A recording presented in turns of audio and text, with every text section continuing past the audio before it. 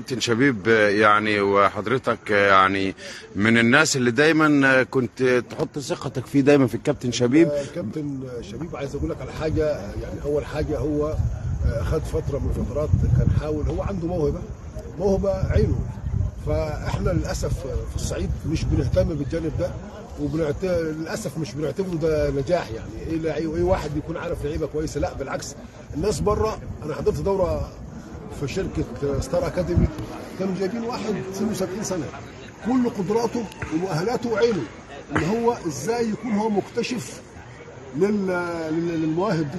فكابتن شريف ده عنده الميزه دي، وهو عنده تجربه مع اكتر من لاعب في الدوري الممتاز وعمل شغل كويس جدا. فكل الناس دي تكتشف في الكابتن شريف بعد فتره كبيره الميزه اللي عنده ده، بعد نظر من الناس بتاعت شركه رايت جرين. فده شريف يعتبر مشرفنا في الشركه دي، والشركه عملاقه، وده شرف لينا طبعا يكون ابن من ابناء الاقصر اللي هو. وعلى فكره كابتن شريف برضه يعني لعيب في منتخب مصر الاولمبي، يعني ان شاء الله لعيب صاحب تاريخ، لعيب نجم الالومنيوم، لعيب صح، ونجم الومنيوم سفاجه، ونجم جراند اوتيل. كل ده مجتمع في لاعب هم قدروا يعني زي ما تقول مواهب عندنا نفضوا عليها القرار بس كده، طلع عندهم نجم هم اللي عارفين قيمته بيحكموا من خلال الكلام اللي اتكلموه. النهارده كنا يعني اجريت لقاء مع الكابتن شبيب ظهر اليوم، ويعني على المستوى الشخصي ان شاء الله سيتم عرض اللقاء صباح اليوم باذن الله، يعني صباح غدا ان شاء الله. أشاد بالروح العالية اللي تقابل بها من إدارة نادي الأقصر بأمانة، إنها رفعت راسه كابن من أبناء الأقصر. بص أنا عايز أقول لك على حاجة.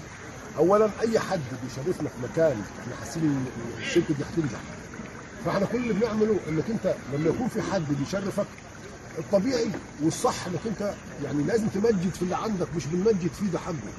يعني كابتن شبيب في ناس كتيره، انا بشوف الناس مش بتكلم مع شبيب على اساس ان هو شبيب اللي بيقول لي الكلام ده، انا بشوفه في الناس اللي بره. الراجل كان بيتكلم من شويه في الاسلام على شبيب بيقول في شعر. اكيد. ازاي احنا مثلا كناس ابناء بلده هنتكلم عليه كلام مش كويس؟ بالعكس ده حقه ياخده ونزود كمان عليه، لان احنا المفروض اي حد كويس بينجح عندنا بره منظومتنا وبره محافظتنا المفروض كلنا بنقف في ظهره. شبيب بيعتبر بيمثلنا، ابن من ابنائنا، تمام. وعلى فكره كابتن شبيب حضرتك مدرب معايا من 3-4 مواسم و5 مواسم في نادي الاقصر هنا، تمام. بالظبط. فهو من الناس اللي هم يعني راجل دؤوب ومجتهد، وزي ما قلت لك مميزاته كلها في عينه. والناس دي عايزه كده، الناس دي عايزه الاكتشافات دي، معناها ان يكون في واحد بيعرف يشوف اللاعب ده هيكون كويس امتى بعد 5-6 سنين. فمش اي حد، الناس اللي بتشوف كده قليلين على فكره، شريف واحد منهم. كل الامنيات طيبه بالتوفيق كابتن اسامه يا رب ان شاء الله، كل الامنيات طيبه بالتوفيق يا رب. كابتن شبيب مهاب، يعني للمره الثانيه بنلتقي بحضرتك النهارده، ويعني اعتقد يعني ان هذه الزياره جاءت مفيده بالتاكيد، وعادت يعني ان شاء الله تعود صداها فيما بعد على نادي الاقصر الرياضي ان شاء الله. ان شاء الله التعاون ان شاء الله هيبقى دايم باذن الله. زي ما قال كابتن اسلام الفتره الجايه لو اتعملت حاجه في صعيد مصر هتبقى في نادي الاقصر.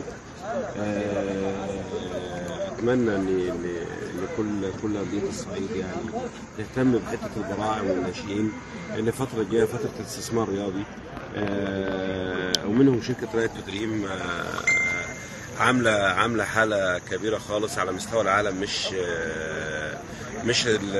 مصر بس ولا افريقيا بس، لا احنا رايت دريم حاليا خد نادي في امريكا وخد نادي في الدنمارك وخد يعني ان شاء الله هيبقى في نادي في ايطاليا قريب. فاحنا بتمنى ان كل انديه الصعيد تهتم بحته البراعم والناشئين وتشغل ناس في الحته دي بالذات، ناس تعرف تطلع، ناس تعرف تصنع لاعب.